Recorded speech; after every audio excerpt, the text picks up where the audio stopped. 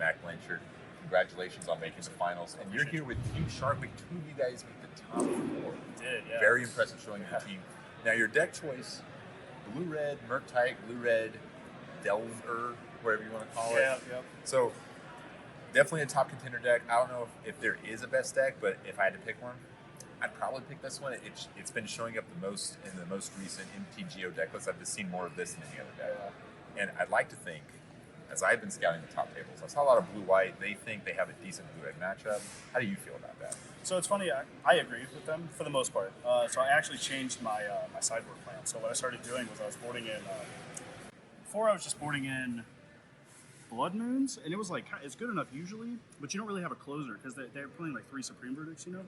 So I started playing the Jace, and kind of the idea is to just like force them to cast Supreme Verdict so they tap out, and then you hit them with the Jace. You know, it's nice because you can get treasures from the Ragavan, and you know, you can kind of ramp your mana up to where you can play it and protect it with a counter spell. It's quite nice. I do like that decision.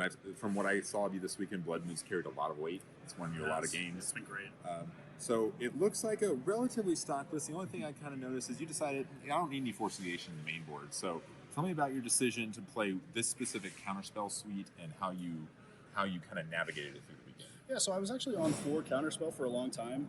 I think they're really good, but the metagame felt like it was kind of shifting towards a lot of Teferis. There's a lot of the 4-color control deck with Omnath and Teferis, and then there's blue-white control. So I was kind of trying to hedge for that. And on the draw, it's a little tough to deal with Teferi while also trying to pressure your opponent. So Spell Pierce does really good with that because you can kind of be mana efficient with it. So that's I just kind of counterspell for the Spell Pierce. It's kind of a hedge against Teferi mostly. And then I actually decided to play 2 Archmage's Charm and 0 Force Negation in the main deck.